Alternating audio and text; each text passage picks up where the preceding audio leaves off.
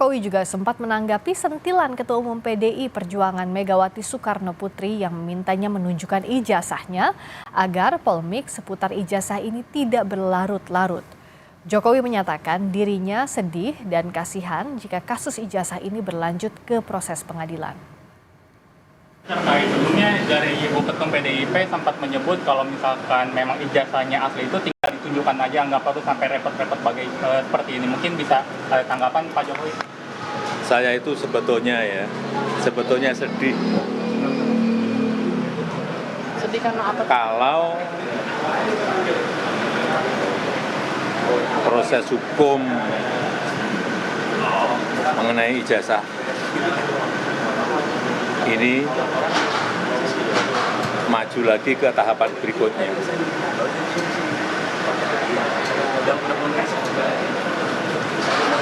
Saya kasihan, tapi ya ini kan sudah keterlaluan, jadi ya kita tunggu proses hukum selanjutnya. Ya, Apa saja hasil pemeriksaan Jokowi di Barreskrim Polri hari ini? Kita perbarui informasi terkininya bersama kuasa hukum Presiden ke-7 Joko Widodo, Rifai Kusumanegara.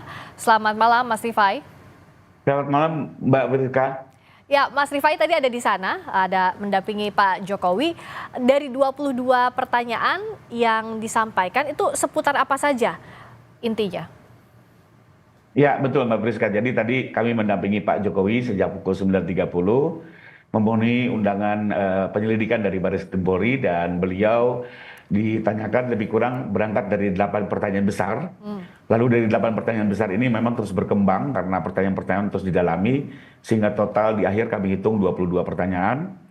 Yang ditanyakan lebih kurang ya seputar riwayat hidupnya, riwayat pendidikannya termasuk perjalanan beliau berkuliah di UGM ya, sejak diterima, proses perkuliahan, KKN, pembuatan skripsi sampai dengan proses wisuda hingga pengambilan ijazah itu sendiri lebih kurang. Tadi kita sama-sama melihat Pak Jokowi membawa map hitam, itu isinya apa Mas? Ya, jadi pertama kan kami hanya menerima panggilan ya, dan memang 2 minggu lalu, maaf saya koreksi, 2 minggu lalu kami juga diminta secara tertulis untuk menyerahkan ijazah.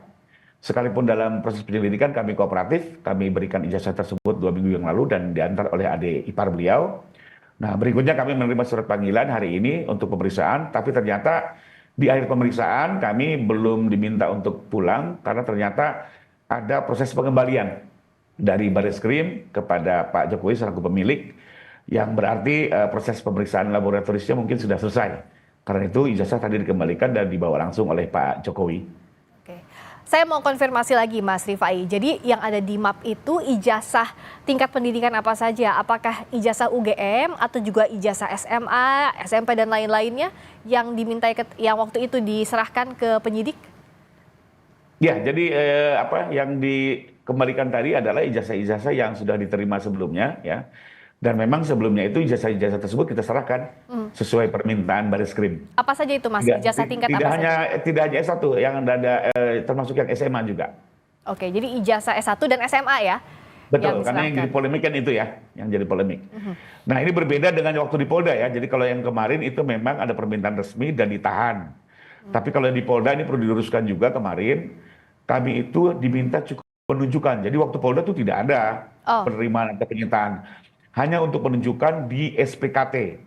Karena untuk Polda Metro itu memang ada prosedur, setiap laporan maka bukti awalnya perlu ditunjukkan. Misalnya kalau kita juga mau melaporkan ada sengketa pertanahan, maka sertifikat di saat awal ditunjukkan. Nah kemarin juga terkait dengan pelaporan pencemaran nama baik, diminta ijazah asli ditunjukkan, setelah itu langsung kami bawa kembali. Itu yang di Polda. Nah tapi kalau yang di Barreskrim memang sempat 2 minggu lah tertahan oleh, bukan tertahan ya, ditahan, diminta oleh mereka. Oke, jadi pada saat ditunjukkan di Polda, karena di Barreskrim dulu ya, Mas Rifai, betul ya?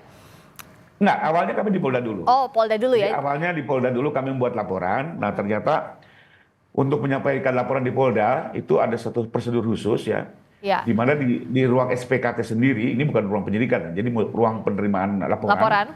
Itu bukti awal harus ditunjukkan dulu. Dan harus asli. Tadinya kami pikir juga hanya fotokopi legalisir, tapi ternyata asli. Akhirnya kita bawa aslinya, kita tunjukkan, baru kita boleh membuat LP. Itu yang di Polda. Makanya waktu di Polda tuh kita bawa kembali gitu ya. Nah, beda dengan yang di Bareskrim.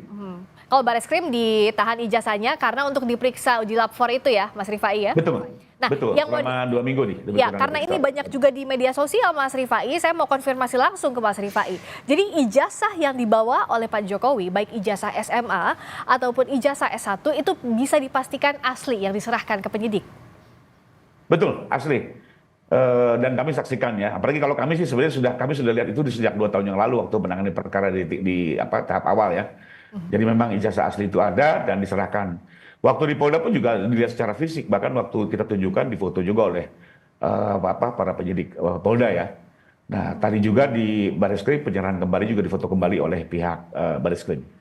Kalau Pak Jokowi bilang sebenarnya kasihan dengan para pihak yang terkait dengan kasus ini, tapi ini sudah keterlaluan. Artinya apakah Mas Rifai, Pak Jokowi yakin bahwa dalam hal ini Pak Jokowi lah yang benar dan ijazah itu bisa dibuktikan keasliannya?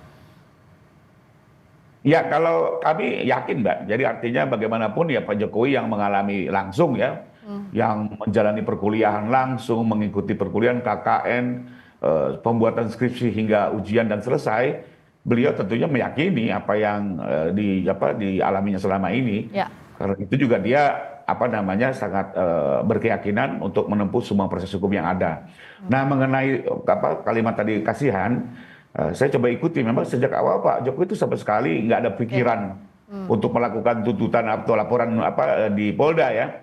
Dan waktu itu pun juga kami kan diminta untuk 2 kali melakukan konferensi pers, mengingatkan semua pihak gitu ya, untuk menghentikan penyebaran hoaks gitu. Tapi terus berlangsung sehingga tadi mungkin kalimat beliau kan sudah tidak ada jalan lain lagi. Saya harus mengupayakan keadilan bagi martabat dan kehormatannya dengan melakukan upaya hukum di Polda Metro. Dan demikian. Proses hukum ini masih terus berlangsung. Kita lihat proses yang sedang saat ini dilakukan oleh penyidik. Terima kasih Mas Rifai Kusumanegara, kuasa hukum Joko Widodo. Ya, sama-sama Mbak Friska. Sampai Indonesia Malam masih akan kembali.